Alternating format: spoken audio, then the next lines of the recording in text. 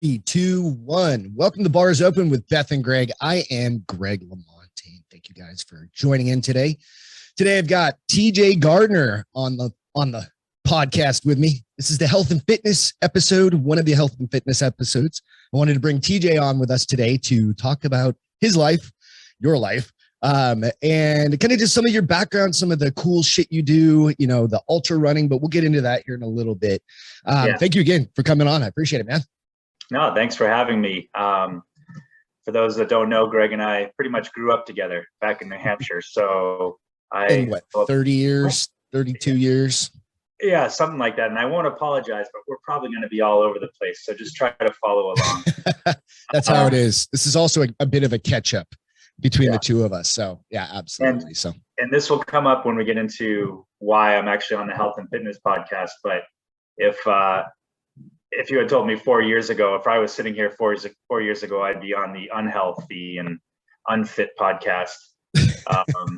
So it's pretty amazing. Yeah, your journey has definitely come full circle. That's for sure. Right? Yeah, it's been fun. Absolutely. Well, very good. Thank you so much for everybody just tuning in. You can always find us out at the Bars Open with Beth and Greg on Facebook, Instagram, iTunes, Spotify, all the good places where you can find podcasts and all that good stuff. So this one is specifically under the health and fitness out on the Bars Open YouTube. And then I also, like I said, release it out to all the good places. So cool. Let's jump into this, man. Again, thanks so much for coming on. It's awesome. It's great to be able to see you in the flesh, so to speak, right? Person to person. Yeah. It's been quite a while that we've been able to catch up. So that's basically, we're going to shoot the shit the whole time. So jumping into some of this, yeah, like you said, lifelong friends. We've known each other since I moved to New Hampshire in 1990. It's when we kind of like the very first time we saw each other. So yeah, we're going on 32 years, almost 33 years now, which is pretty amazing. You know, our lives have, you know, moved and crossed, you know, come back together. And there's always been a core group of our friends that, you know, I think one of the best things with having like that real tight knit, like 5 or 10 of us, right, is that we've always got each other's back. And that's one of the coolest things about this. It's no matter where we are in life, you have somebody to fall back on if you need. You know what I mean? Yeah, we're always family. And I know a bunch of your listeners have already met Brian. Yeah. So, and I'm not sure. I think Corey's been on too. Corey has not been on the show. Oh, okay. We'll get him on at some point talking about sailing the world or something. We won't get into what he'll talk about. Old sailor Corey. Yeah. So yeah. So no joke. Like I said, we were roommates in Arizona. You know, we grew up at the beach together in New Hampshire. We worked at the same places for a short period of time when I worked at a place. And then we partied at one of the first times that Greg ever brought Beth out. Yep. Oh yeah, it's true. Yep, exactly. Yeah. So it's been quite the adventure over the years. So we've been through a lot of crazy shit, no particular order, crazy girlfriends, crazy school, wives, parties, just life in general. And that's where, you know, I want to kind of pick your brain and start getting to how your journey, maybe even over probably the last 10 years has really kind of changed, I think, a lot. Right. And that's where, you know, a lot, I don't know if you want to call it maturing, if it is that, or something like you got married, became a father, first time father. Yep.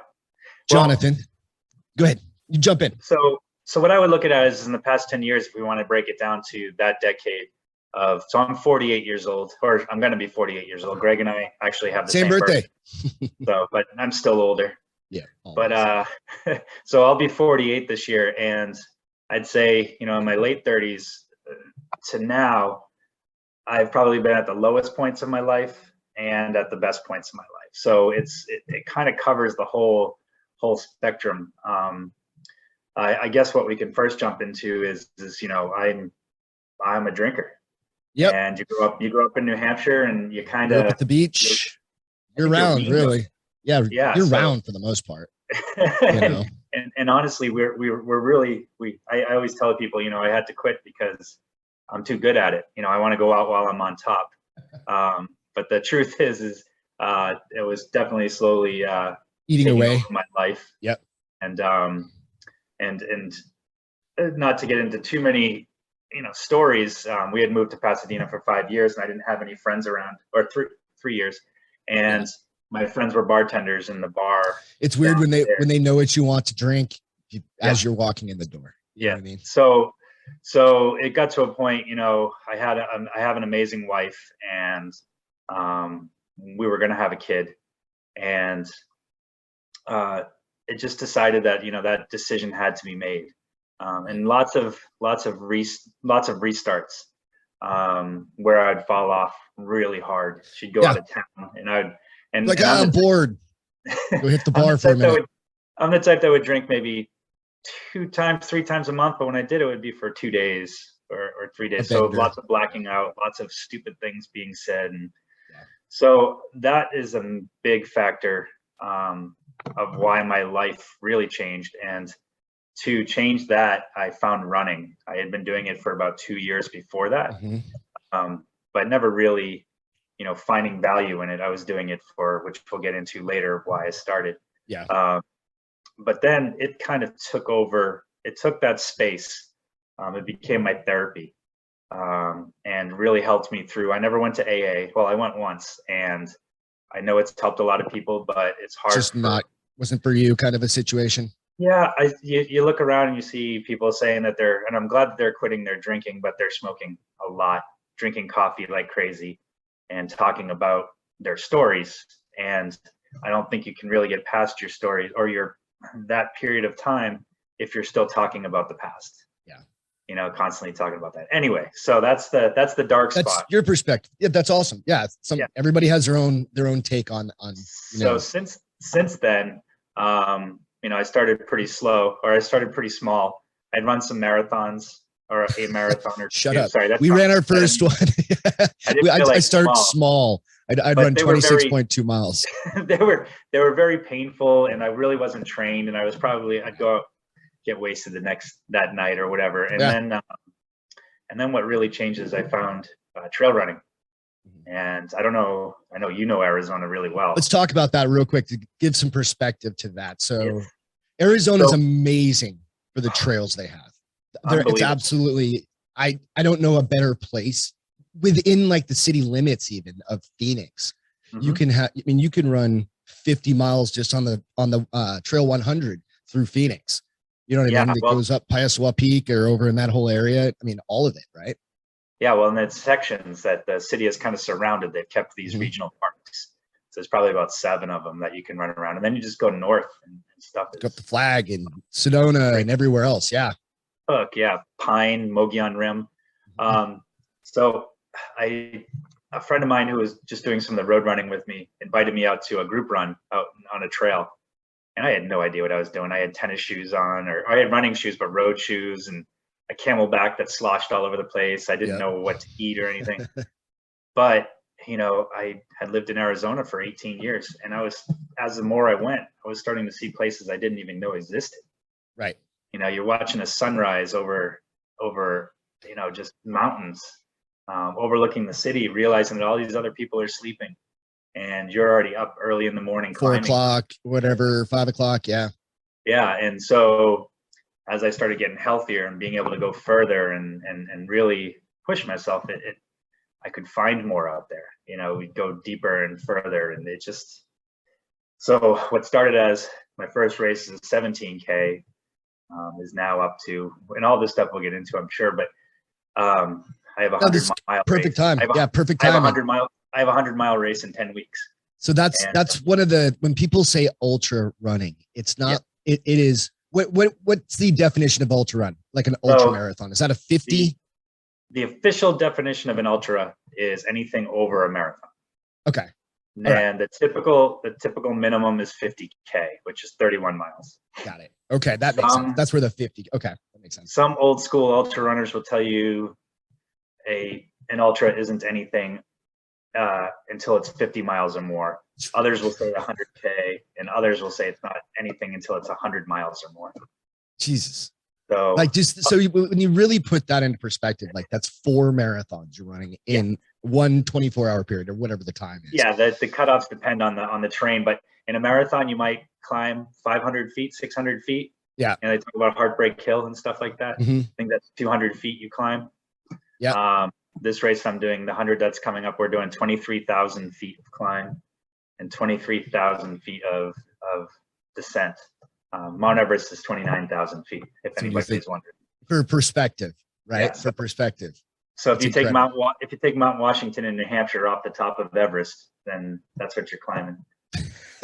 It's insane is what it is. And we'll get into kind of the psychology of that here in a little bit as well. Yeah, so I think that's a huge part. Yeah, I think so. Again, the first marathon I ever ran was with you. That was the San Diego Rock and Roll Marathon. 2001. We go back to the point that you said, like, you were training, but you weren't really training. It's like you were going for runs, right? Yeah. Hardly.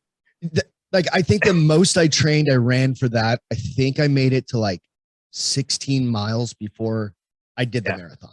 And I was doing, You went back home and ran 16 on the beach, and all I had done was 13. So I remember when you would start getting me out there and we go run 3 miles, and I was dying because this is when we lived together. Yep, this down. And downtown Phoenix. You were the one in shape. I mean, you were in much better shape than I was, and you're like, "Come on, let's keep going." I'm like, Now I think of running 26 miles, and I'm like, I switched out of the running. Like, I'll do the stationary stuff, like in the gym, and then I do jujitsu and stuff like that. But hell, man, 26. I need to get into that. It's fun. It really is fun. You definitely. It's just it's an alternative, and it's probably one of the hardest workouts I've ever done in my entire life. That's awesome. No, you've been, and I know we're talking about me right now or about what I've been doing, but to watch you get into this jujitsu and really where it's taken you is awesome. I love just different. That. Same with you. It's like, so I guess this is what later on, I'll be posting a lot of the pictures I'll be adding into this that you sent over to me. But a lot of them, it is running is a very solitary thing, but it can be. Yeah. But the group of people you surround yourself with, that's very important. That's like me going to jujitsu, right? And we've got a good team of people, right? And it fluctuates. People come and go, and I'm sure that's like it with your running teams or your programs. Can you talk a little bit about how you lean on some of those folks? Kind of like I had said at the beginning of this, is we've got our core group that we can always lean on, but when you're running, you need to have a core group of folks, right? So the ultra community, you have your triathletes, you have your cyclists, you have your road runners, and then you have your ultra community. The ultra community is kind of looked at as the crazy fucks that a lot of them drink beer right after, and they wear like button down shirts, they crazy stuff. They don't wear all the Nike gear. Or the tight, none of us wear spandex or anything like that. It's crazy. But, and so we're kind of, I wouldn't say that the hippies of the sport, but kind of the laid back, and as a community, it's one of the most amazing communities I've ever been a part of. You're talking about how as our little family have each other's backs. Mm-hmm. We never want to see anybody not succeed. Right. I'm part of a group called State 48 Runners, and it's just kind of this, it's just kind of formed on its own, and it's a bunch of friends that have just gained more people, and we post about everybody's successes and talk about people's failures and go on adventures together. For example, going down Grand Canyon across the other side, going back down and coming back up. Rim to rim to rim, the south to north, the south, or whatever it is. The south to north, north to south, and that's just for a day trip. It's like, hey, you guys want to go do this? Which is amazing, and you get to see some pretty cool scenery. Yeah, and without those people, I mean, and if you're out on a trail for 3 hours with somebody and there's no one else around, you really dig into, and there's a whole thing about that, running therapy. Which we don't do on purpose, but once you get those endorphins going, and once you get running, you start to really open up to people and talk about a lot of things. So we've all become really good friends, and I would say we're pretty much a family too. You wouldn't want to do this without those people. It's such a commitment, because, like you had mentioned, when you're training for something like this, for 100-mile race, right? It's months and months of training because you can't just go run 100 miles. Like people think, oh, like, I don't think anybody thinks that they could just run 100 miles. Like this is not realistic, but the reality is think they can. That maybe a couple of people, but the reality is you have to put in the work. There's no way around it. So what is just like a quick synopsis of like your training schedule for that, and how the group helps? Like, do you have a program that you're following, kind of like? So I have a like coach. I have a coach. Okay. Here, I'm going to back up a little bit on one thing you were just saying. Sure. I was thinking about it today. You know, middle-aged sports or things that people get into. You know, softball, pick up softball, or any of those kickball, things. Kickball, they're all casual. You don't have to train for it. Yeah, that's true. That's very true. Even 5Ks, stuff like that. I mean, I'm not trying to offend anybody because people do train for 5K, sure. 10K, and stuff like that, but you don't have to necessarily. You could walk a 5K. Most people can walk a 5K. Some people don't. And I was thinking about, you know, ultras. The thing about it is you have to. There's no way that you can finish, and you could be an amateur. You know, you're not trying to be a pro, but you're training very similarly to what, you know, the elite athletes are. You're not going to get the same results, but to be able to survive, that's a good point. It's surviving something like that, right? It really is. So training's interesting. I have a coach, Eve Rebenek, Rising Mountains Coaching. I feel like a NASCAR driver. I'll drop a lot of a lot of names. You ain't first or last, Ricky Bobby.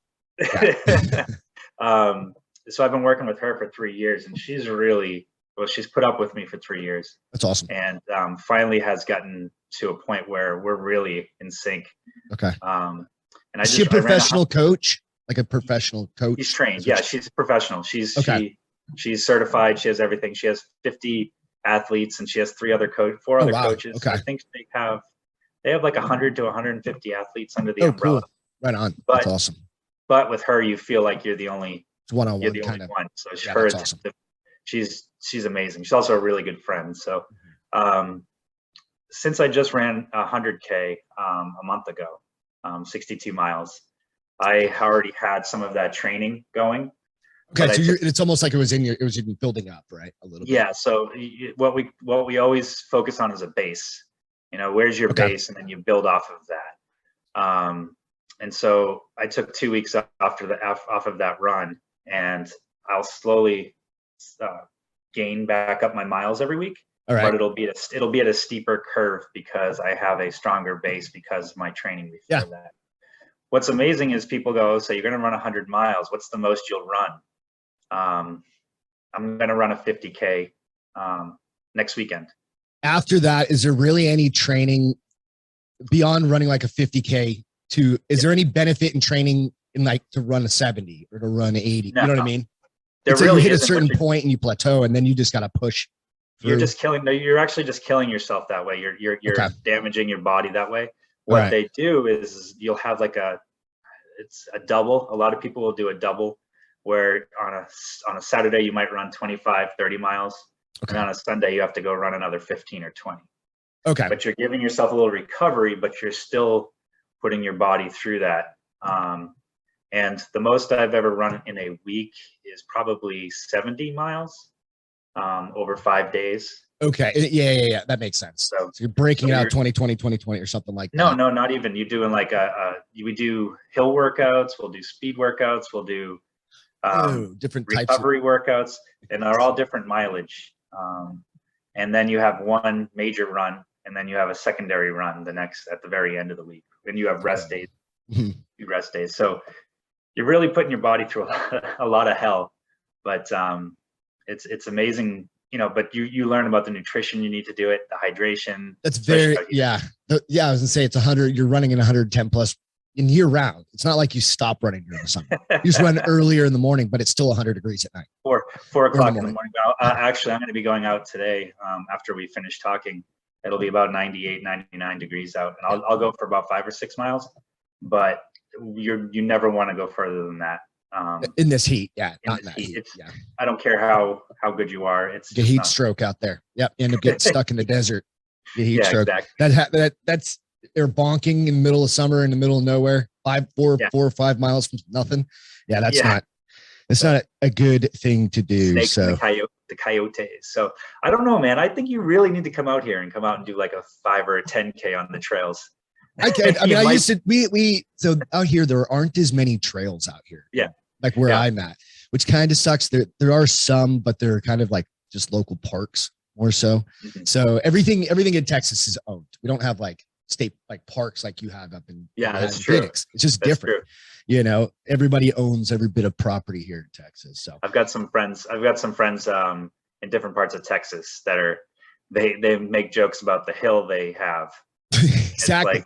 We live in hill country, but it's just rolling. Yeah, it's kind of like which is actually amazing for training. But another funny thing about the 100-mile or 50-mile, there's 3 questions you always get. Okay. Do you do it all in one day? Do you sleep? And then do you do it all by yourself? Yeah. The answer is yes, no, and no. The third one, the biggest thing is well, you can sleep if you want.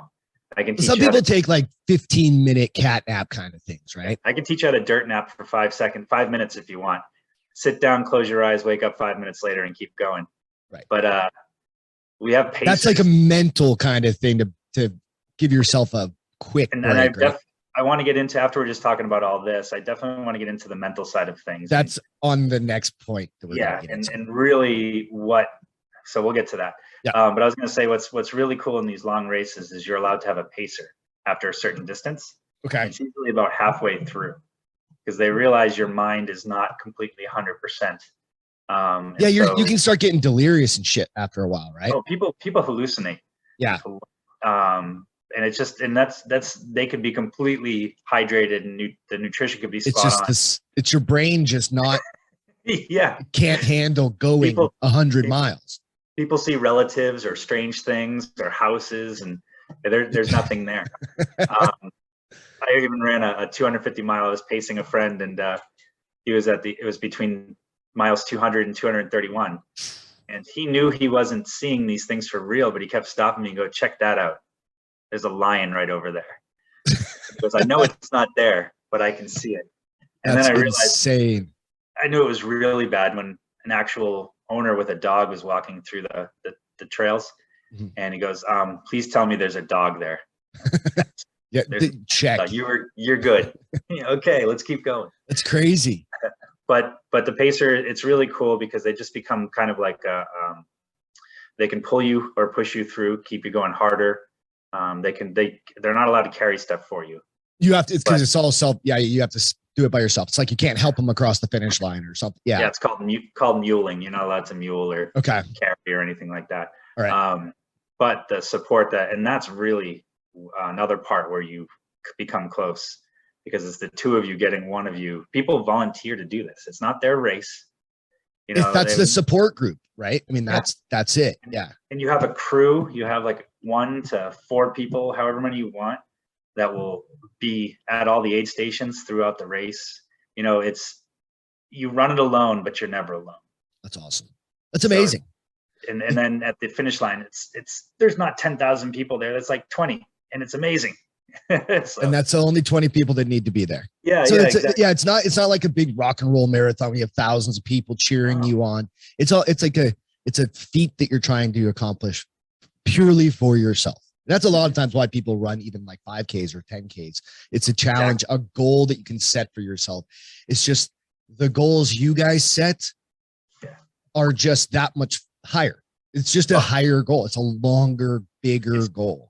Right? It's what happens when an addict, has to find something. Someone can be happy with a 5K. We're just no, let's see how far we can go. Let me ask you that specifically because I have that question on here is, so you have alcohol and you have your recovery, right? Mm-hmm. Do you think you replace this is this a vice in place of another vice? It could be. Does that make sense? Yeah, it could be. But I have a much better handle on this. Because I haven't lost, in the ultra community, there is a lot. I would say a third of the people who are in any race you would ever see is probably doesn't drink or do drugs, or they're in recovery. Okay. This has become that outlet for them. It can get pretty deep when it's all you think about. Yeah.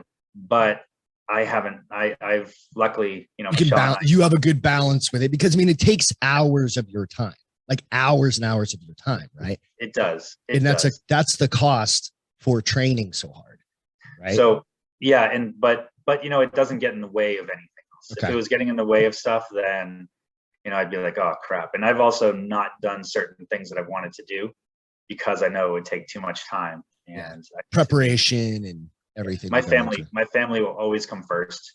Yeah. But Michelle also knows the alternative is a lot uglier. That's very true. I mean, by no means I'm trying to compare alcoholism with running. No, you can. What I'm saying is it's the act of doing something to excess. Is this an excessive? And I'm not saying it is or it isn't. It's just, some people would probably say maybe it is, but if you know, then there's nothing harmful that's going to come.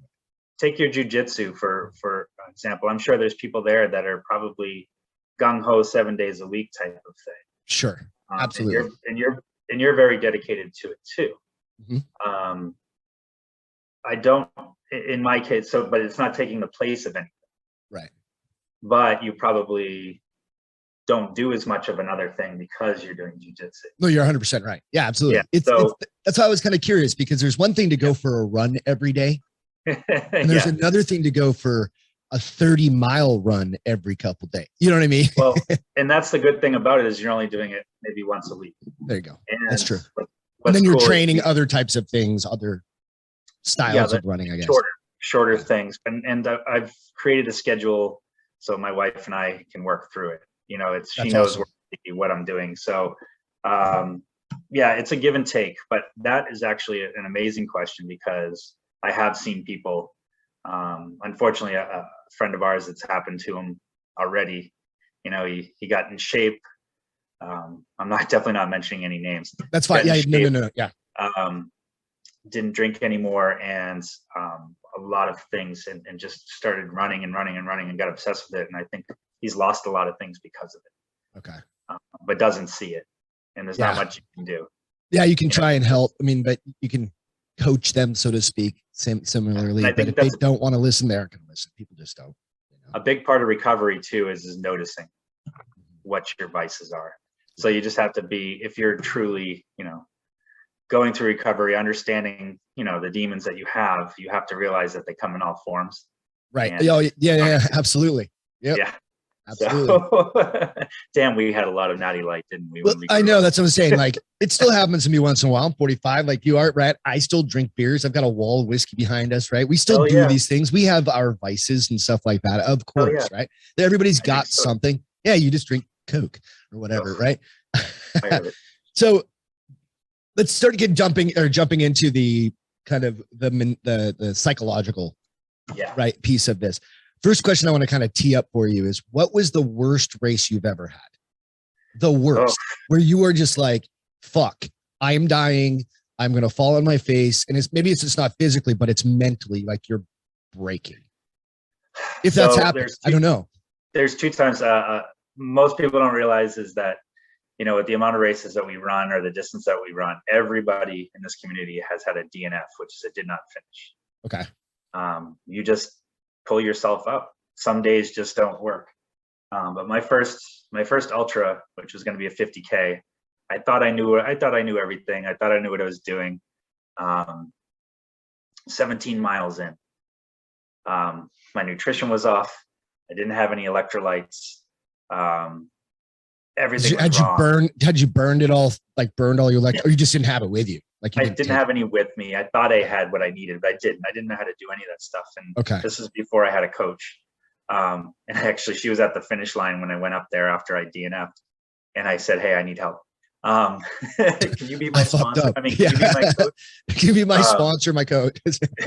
So I found myself in the middle. One thing I can't handle is headaches. Okay. To a point where you're gonna vomit.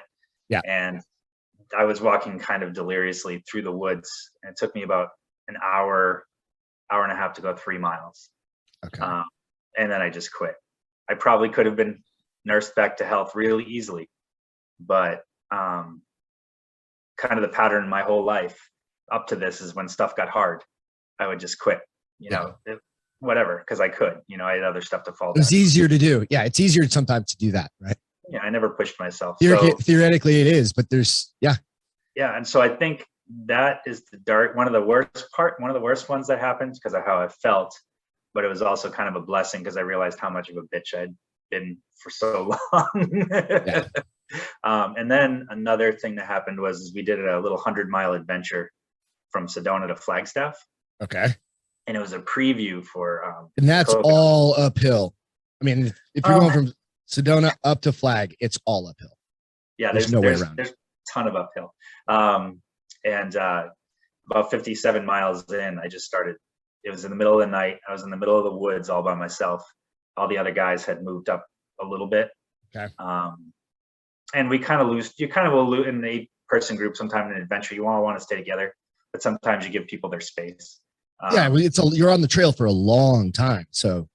And so then we had to get this. This is how the community also works. We had 4 people for 36 hours. All they did was drive cars to different places where they would meet up with us, designated spots as mobile aid stations, just to help us. Just to, support if you need refills, you need whatever. Yeah, food. Yeah. They cooked quesadillas for us. Nice. Made ramen. Oh my God, yeah. It's a fat kid's dream running, actually. But it really is, right? You're just burning all the calories. You can eat anything you want, and you do. During a race, you do. But around 50, I just started getting really dark. And that's when that was a really bad mental one. Physically, the Whiskey Basin one, the one that was 17 miles, there's no mental thing there at 17 miles. That was just physically, you weren't ready for it, basically. And I bitched out. Okay. This one was dark, and it was dark, but mentally it was so draining, so fatiguing that I just said no. And I just stopped, even though all my friends were going to keep going. Yeah. I had that support, and I just said, screw this, and that's probably the last time I've been there. Okay. And that was about 2.5 years ago. So you even had the crew around you. What do you think, what got you to that point where you ended up going down that kind of rabbit hole? You feel like shit. Is it like you're physically drained and that then starts working on you emotionally? I mean, it's you start breaking yourself down, start letting the negative in. Is that kind of what happens? Yeah. Well, your mind doesn't want you hurting, your body hurting. Right. So you're going, and it will try to stop you at like 50%. I don't know what the number is, but let's just say, you're in pain and whatever, but you still could keep going twice what you're doing. Right. Your brain's going to try to protect your body. Okay. And if it does little things like little things and you keep going, then it's going to start eating away at your head. It's going to get deep in there and give you negative thoughts, like you're saying, and just being like, why the hell are you even here? You're not, you shouldn't be doing this, and look at you, it gets pretty dark. There's some amazing stories out there in books about the places people go, and it's called the Pain Cave. The pain is that's the book? No. That's the name that's the name of this kind of the syndrome, if you will, or whatever it is, right? Yeah. So because it's called the Pain Cave because it always comes with a lot of, your body's hurting, and then everything else just falls out because you're just destroyed. Yeah. But and that's what's the amazing thing about when you get into aid stations and nursing you back to health kind of thing. Yeah. A lot of it has to do with, let's get the right food in you. Let's get the right rest. Let's stretch a little bit here. And then maybe in 10 miles, you're fine. You can run again. It's a really strange phenomenon. It's just kind of up and downs during the whole run, right? Yeah. It's pretty incredible. So that was my darkness. And you'll always, if you watch any documentaries or anything, people always talk about the Pain Cave.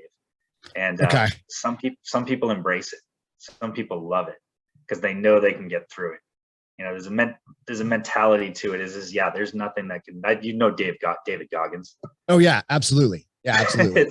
Him and Cameron Haynes, also Cam Haynes.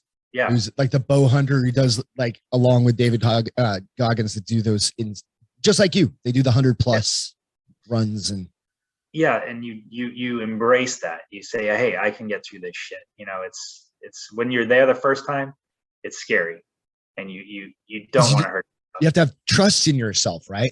I mean, yeah, I guess so. You have to trust yourself that you're not doing something that's going to kill you. Yeah, it's potentially, yeah, or hurt, or keep hurting.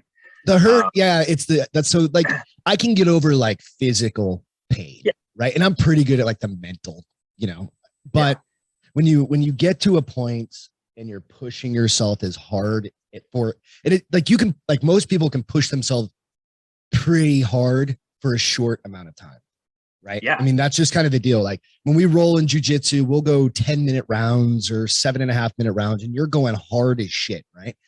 But that bell's going to ring at a certain point, right? The match is going to be over at a certain point. Even if you're looking at the whole class, it's an hour and a half of suck fest, right? Yeah. But it's only an hour and a half, right? And so when you start thinking of the mentality of the mental aspects of preparing, are there any certain kind of tricks or tips that you do, or training philosophies that you've learned to help you with that long term that even people could use for short-term runs, or like shorter runs, I should say? I think what I do is not even just necessarily for running. You can use it for a lot of different exercising. You could use it for any kind of endurance. Okay. Anything where you find yourself alone, or when you're doing something with another person where you could actually talk. Okay. I right now am practicing a lot of solo runs. Most of my training right now is solo, anywhere from 5 miles to 30 miles. I'll do it by myself, but I wouldn't have done that until. So what I'm getting into is mindfulness. Obviously, you've heard of mindfulness. Yeah, we actually did a whole episode on that a few weeks back on mindfulness. Yeah, so it's existing in just the present, right? And so there's a whole section of that for we'll just call it mindful running. Okay.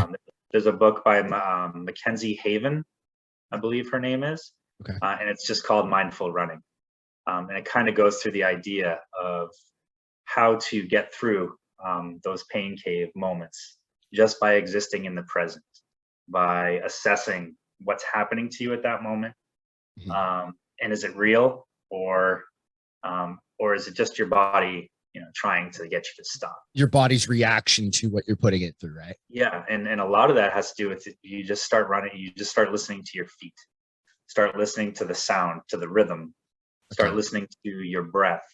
It's running meditation, and that's really what it is. So you start to disassociate from all the bad things that are happening to you, and just kind of existing.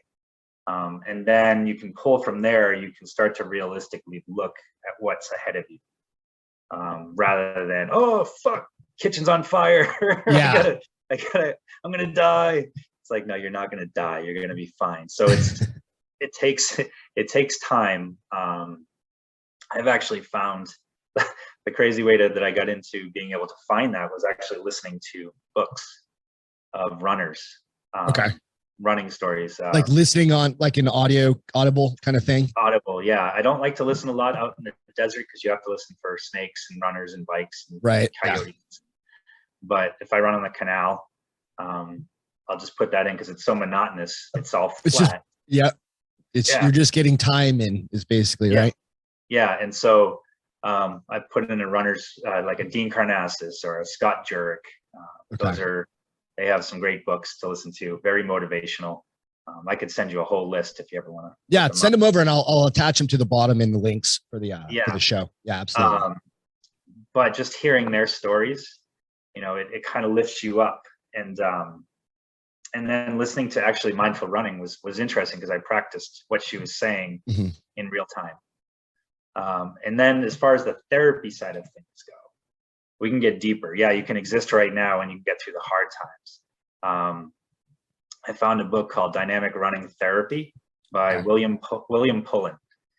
He's a gentleman out of England, and his therapy is he takes you for a run. It's not every time because sometimes you just don't want to run, but is Right. ideal therapy. And he does have a TED talk, which is really interesting. Okay. And you pretty much use mindfulness before you go for a run. You do a little quick meditation type of thing to get grounded in the present, and then you just go out and you just start talking. And he said the amount of therapy you can accomplish in a short run compared to getting someone to open up, and this goes back to what I was talking about earlier, is phenomenal. So he also talks about how to do it to yourself. And so you dig really deep into your past while you're running, and you forget you're even running. You're distracting yourself, basically, right? It is the craziest thing when you start to really go into things that you're trying to.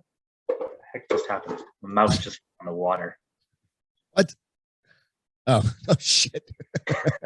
Well, and I needed a mouse. Oh well, sorry, Michelle. We needed that. Yeah. But you start working on yourself. Okay. And that's why I've been doing a lot of the solo running. Is not that I've had issues, but now that I've worked out a lot of the things of my past and what I want to do with my future, I can now start to work on what's happening to me while I'm running. Internally, yeah. How I'm feeling internally, like how to overcome. So that's dealing with a lot of those demons I had really helped, because now I can start to focus on the things that in the present.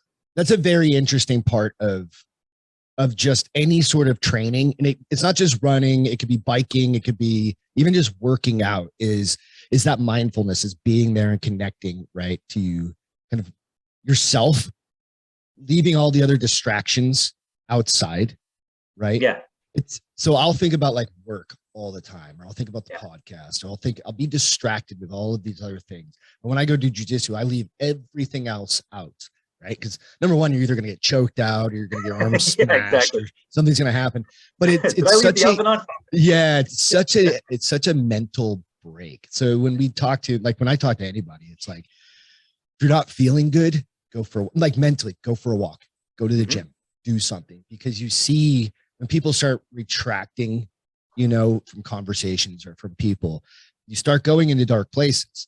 It's getting them back out and getting people to start thinking about, okay, there is a huge upside for just going for a walk, right? Yeah. Just getting out and doing something physical, because maybe they have to start thinking about, okay, what's going on in my life, but it also gives them a break from overthinking about what's going on. Well, and that's kind of that fine line, right? You can use it as a way to get away, but you can also use it as a time to work on yourself.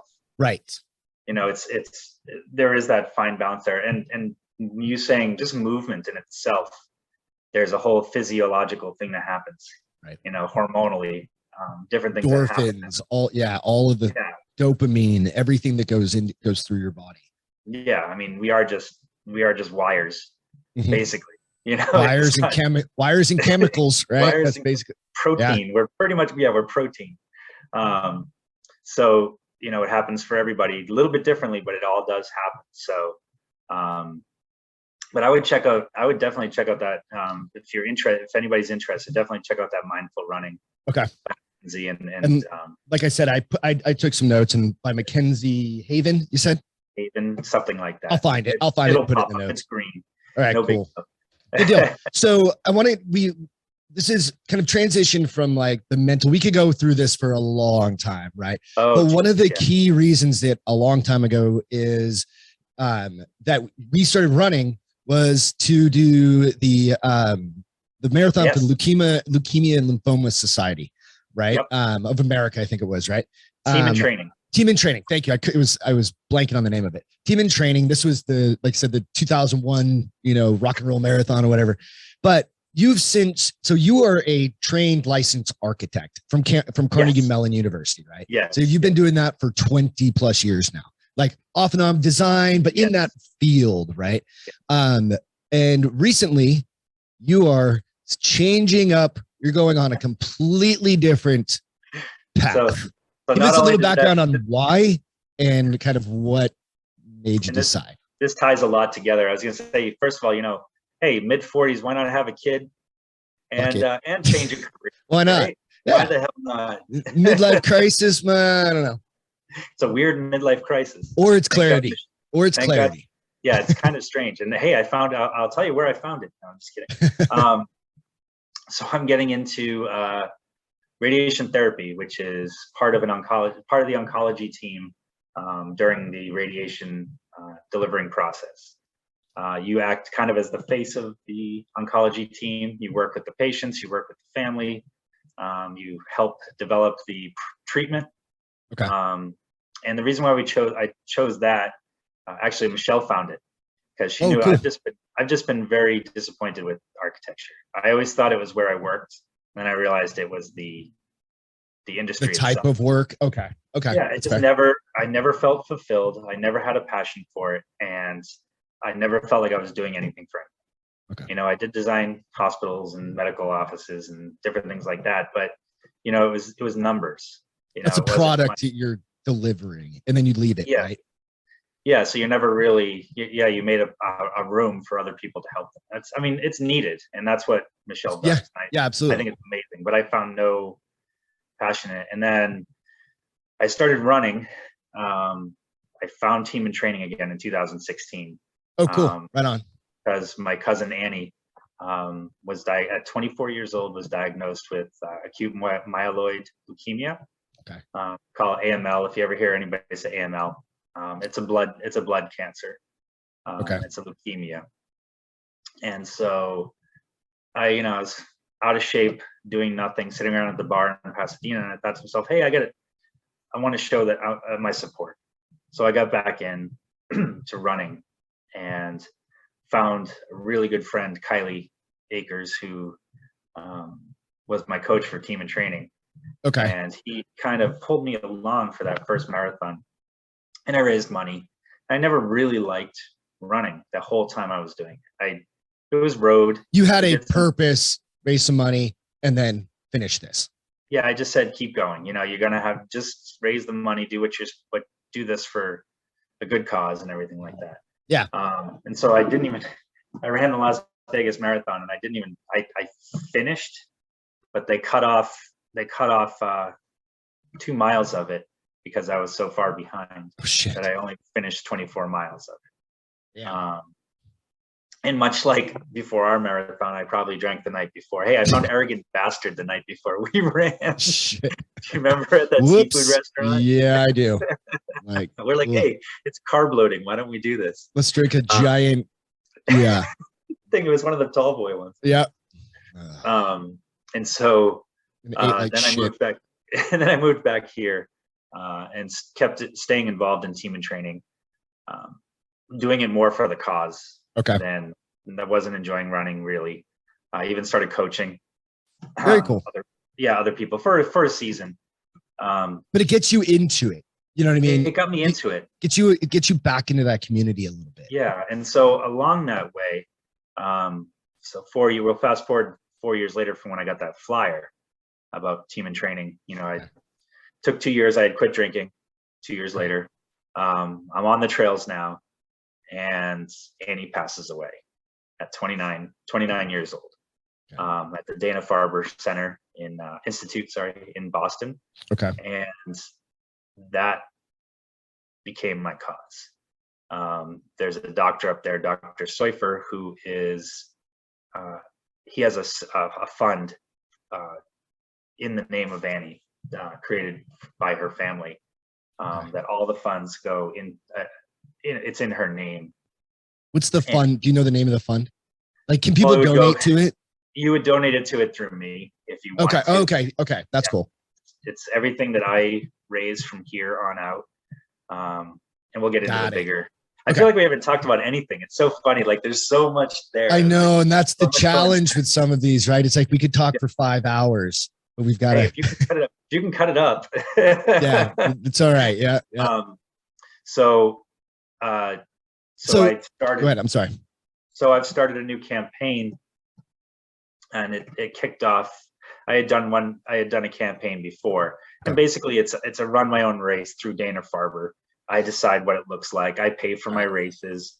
I get people to donate, and the money goes directly to that research. I think it's like 90 to 95% of money that's donated actually gets used for research. Because there's always a little bit of admin kind of stuff that has. There's always going to be overhead, and I think everybody understands. That's really, really high.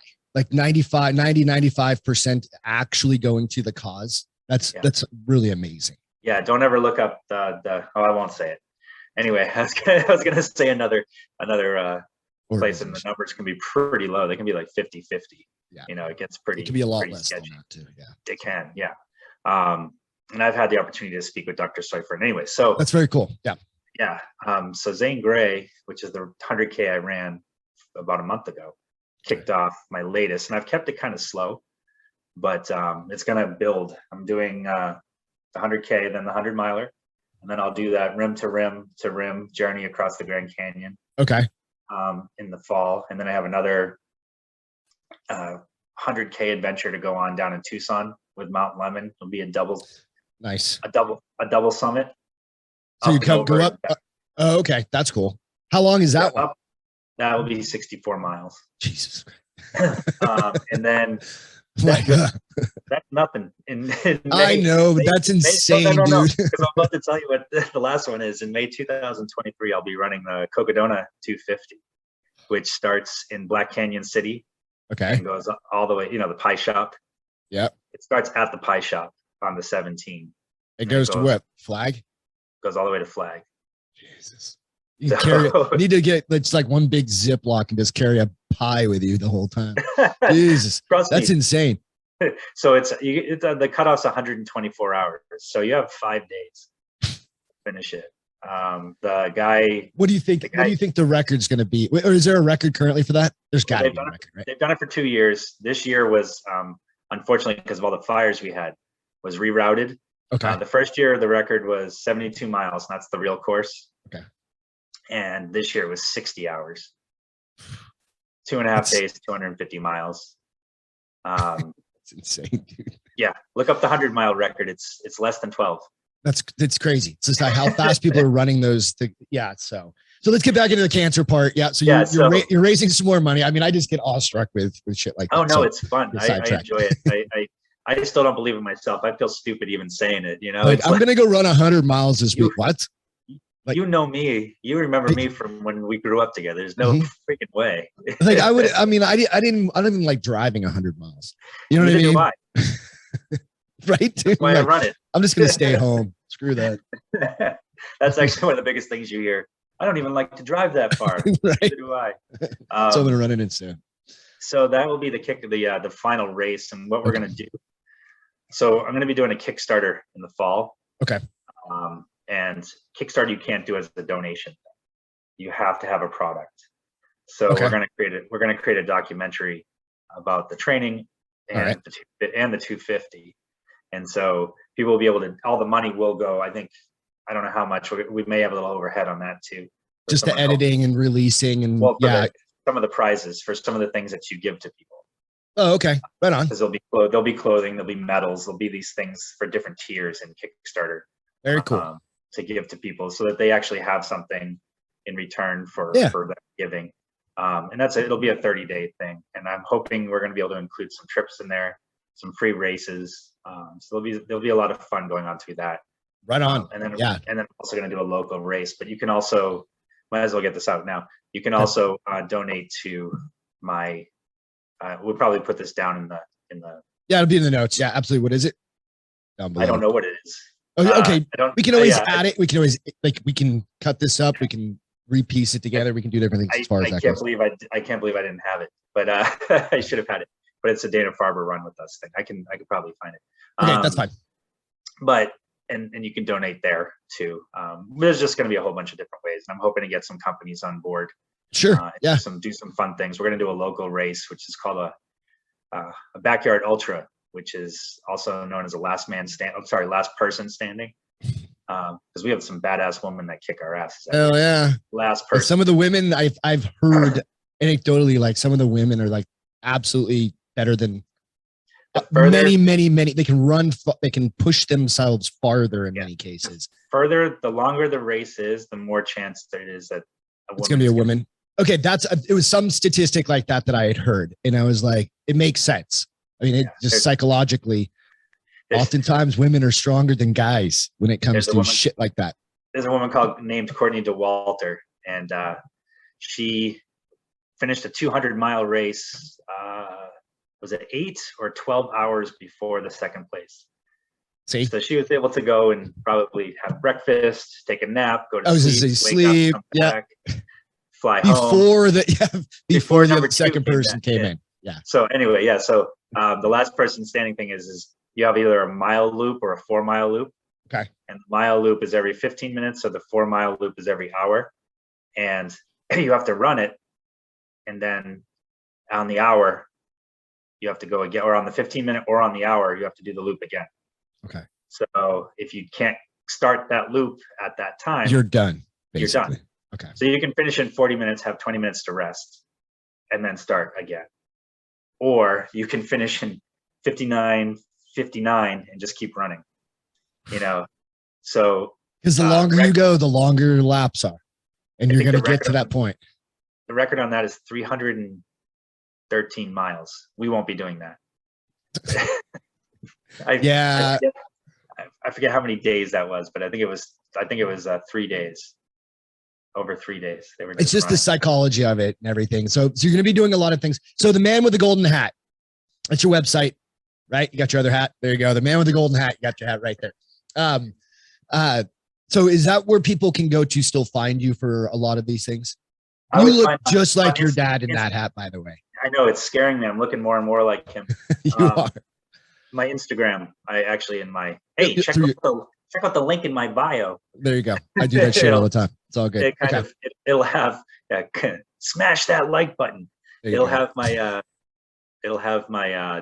kind of my follow. You can follow my adventure. Okay. Out on the man with the golden hat Instagram. Yeah, okay, cool. Man with the golden hat. And I'll have the donation.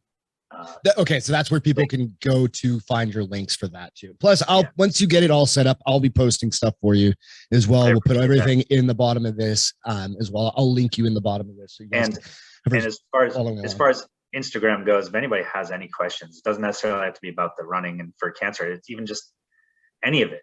I love that kind of thing. So just talking about it. Yeah, absolutely. I mean, we all know fuck cancer, all the other stuff too, but it really is pretty amazing that you're getting into, you decided this is the time, you know what I mean, to switch your career and go that route. So as far as it's really walking the walk when you really think about it. I mean, that's like, so you're going through school, you're 2 years through, and then you just got accepted. What's the program again?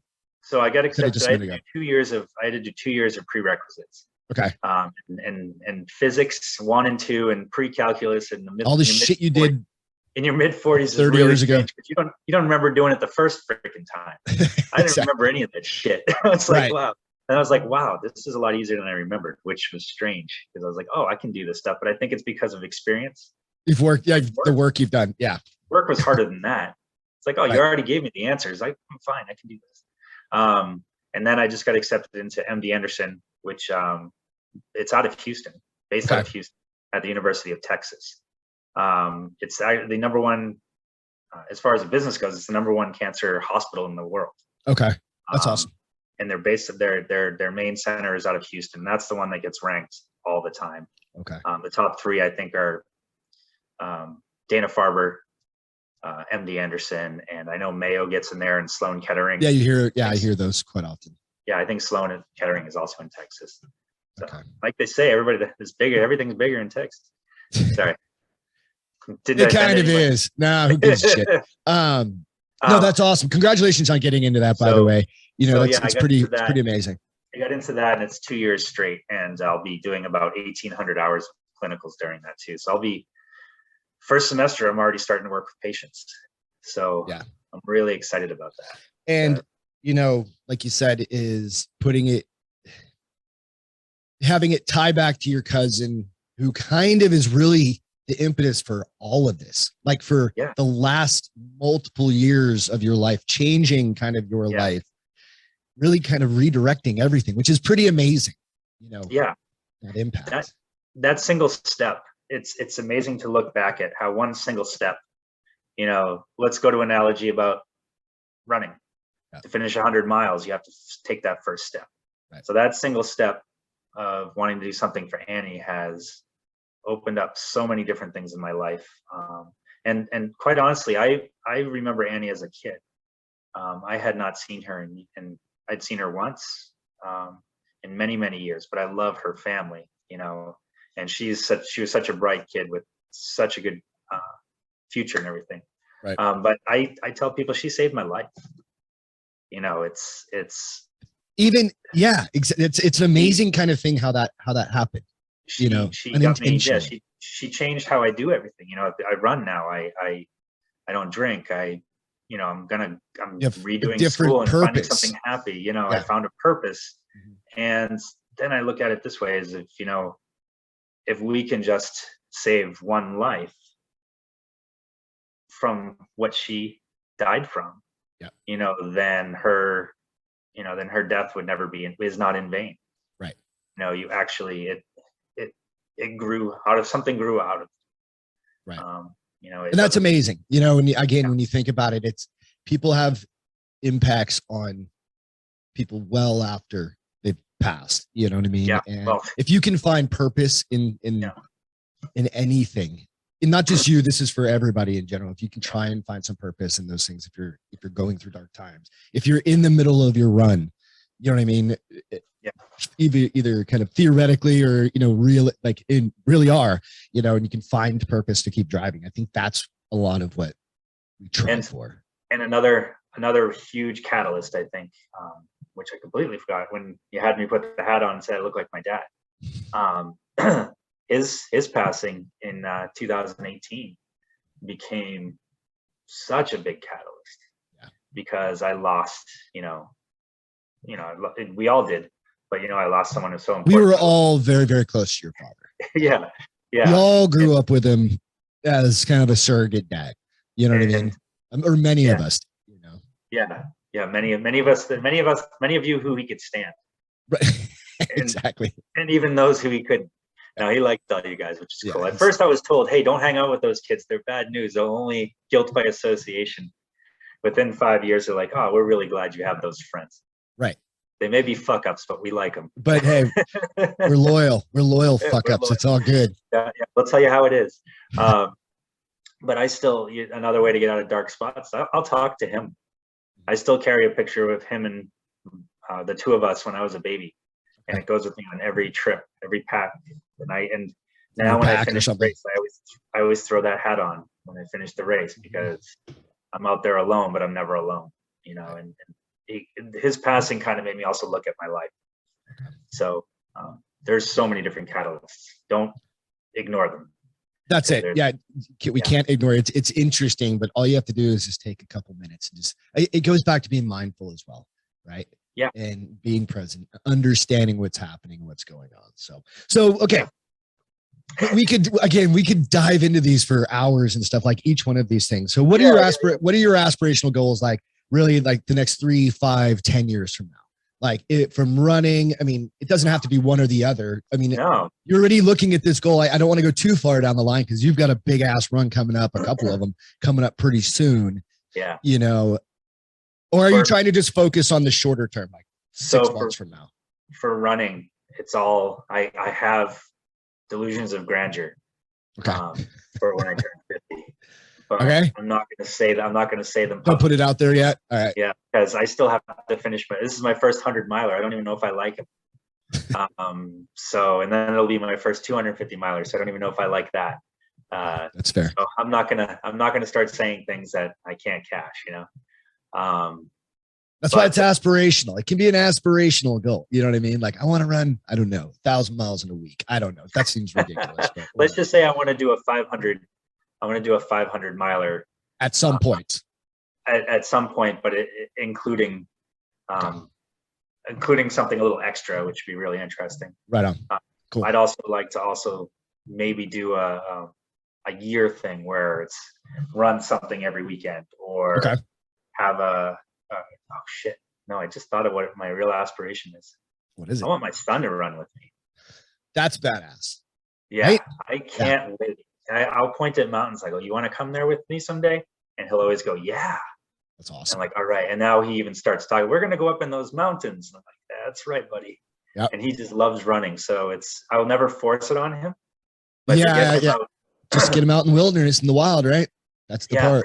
For him to go and explore that. So we used to explore the woods. We were allowed to. Remember the days when you could just go off. Your parents didn't care. You just listened for them to yell. Yep. Or they'd yell and you wouldn't hear them. So yeah. Oh shit, you didn't hear them. Just tell them you didn't hear them. Yeah, exactly. So that's amazing. That is an amazing, goal. I mean, that's realistic. That's not something it's aspirational, but that's kind of almost like around the corner. Yeah. Kind of. You know what I mean? 3.5. I mean, yeah, that's what I'm saying. Like, they grow up too fast. I said to Michelle, can you believe in 10 years he'll be in 8th grade? She's like, but all that means is like we're getting old. It's exactly. all good. So I think it's smart as a runner to keep things present. I think it's smart as a person to look forward, but stay present. Yeah. Because you can stress the shit out of yourself and you can miss things. If you're thinking so far in advance of what you want to do, there's stuff right here that you're not paying attention to. I think that's really, really important, because we have to focus. You have to focus on now. You can plan for the future, but you can't control the future. You can control you can try and control right now, and that's kind of the point. Try as you want. And, shit, it took me, just trying to get us lined up to do this podcast. It's like, I'm trying, I have goals, I want to do, and it's life gets in the way sometimes, and that's okay. And that's totally fine. It's just like, we just work around what we've got, what we can try and control. So no, I think of the other aspirations, most of them are around the family, just doing my thing. Good. and enjoying and making a difference with the new career, hopefully making a difference. That's really what I just want to do. I want to help. I want someone to make someone's day better. Yeah. For them, not for me, but so that, we're selfish as creatures. It's human nature. So I don't mind being selfish by feeling like I've helped somebody else. Absolutely. Yeah. I don't think there's anyone that would say anything different, right? If I can help somebody every single day, if you can do something for somebody every single day. Or even let them not be as afraid. Yeah. Because that's scary as shit. Yeah. I mean, you get diagnosed with cancer, you get any of those type of diagnoses. It is scary. Yeah. I don't care who you are. That is probably one of the scariest things you're going to come up against. And what are the statistics? It's like, I think it's like 66 or 50% or something crazy of people at some point in life will have something. Yeah. Like that, there's that. I mean, our bodies are fallible, and especially we're not even going to get into. We could go into biology stuff. Yeah. We're not going to get into it's just the reality of it, right? It is the reality of our current being right now is that, it does happen. Yeah. So again, one thing you can do is try and take care of each other, right? Just like we try and do, we try and have conversations, regularly, like between you and Brian and Corey and Mike and all of us, even if it's just being there, supporting each other. And that's what we try and do, Beth and I. And then even with just podcasts, it's pretty amazing when we see people coming and following and helping out and like reaching out to each other, even on social media and stuff like that, if something comes up. So, all right, TJ, where can everybody find you? What's that? Go for it. Can I just say one thing is absolutely. I find it absolutely amazing. 30 years later, we've lived our own lives. We've crossed, we've intertwined, we've done this, that how lucky we are to be able to sit and, still shoot the shit. Yeah. And now this makes me really want to talk with you more off of this, but just because I want to find out more about what you've been doing and everything like that. But absolutely. This means the world to me. You're my family. This is likewise. Yeah. We are, and that's not a joke. Like that is legit. Like we have known each other almost our entire lives. Yeah. When I was 13 when I met you, you were 15. That literally we were little kids, and now we're middle-aged dudes with gray hair and balding and whatever. You know what I mean? It's you've got see, man. I think I'd love to come on the Bars Open sometime and just talk about the stupid shit we used to do. Oh, dude, yeah. You know what we could do? We'll talk offline after. Yeah, that's holy That shit. could be a lot of fun. The stories we could tell. Some of them, I don't know. Put your Well, yeah, fingers I in think, your ears, Ben. yeah, exactly. So where else can everybody find you? Who are there any sponsors you want to drop? What a name. So Viper Running is who I'm currently working for. They're one of the largest trail running outfits in the country. They have about 50 or 60 different events a year. 4 or 5 of them are actually premier events. If anybody's in the Southwest or anywhere, go to araviperrunning.com, and they have races that range from 5K to 250 miles. Wow. And a lot of the times there's 6 different distances at one race. And that's cool. It might be 500 people running total, but it just feels so amazing. Like it's a big party out in the deserts. That's really cool. If you ever really want to look into it, check out araviperrunning.com. Yeah. So if you're out, like you said, Southwest, Phoenix, Arizona, is it Utah, Arizona, Southern California kind of thing? They do Colorado. They're Colorado and Arizona right now. That's where all their events are. All right, cool. But people run them from all. They come there to run. Okay, that makes sense. And I'll tag this in the bottom in the comments as well. Yeah, and there's not the comments, but in the show notes. And hi, Mom. No, I'm trying to think of what else. No one at the moment. Okay, that's cool. There's definitely equipment and stuff I use, but I don't need to promote. Yeah, that's fair. Yeah. Like that. Cool. So that, and then hashtag man with the golden hat out on Instagram. Yeah. Is your regular Insta where people can go to follow you for like donations, those sorts of things as far as that goes? Yeah, the link will be in the bio. Okay, cool. For that. All right. Yeah, I keep my Facebook kind of private, so that's fine. Yeah, that's why Instagram's kind of like business. Yeah, you know what I mean? Like pretty pictures. Yeah, exactly. So very cool. Well, TJ, thank you so much for coming on today, dude. We talked about a lot. We could talk again. You know how we've got entire lives to talk that we could go over, and we just kind of scratched the surface. So for everybody, thank you so much for joining in and watching this. If you're interested, reach out to me. If you have want to donate to TJ for some reason you can't find his link, whatever, I'll help you get there. Also, all the notes will be in the show notes for you with all the different books and stuff like that we've talked about. But dude, thank you so much. Love you, man. Love you too. Oh, it's like we just caught up for an hour and a half or so, and I'm like, has holy it been shit. An hour and a half? Yeah. It's pretty awesome. So, but all right, man, catch you in a little bit. Stay on for a second. Everybody else, thank you so much and have a great night.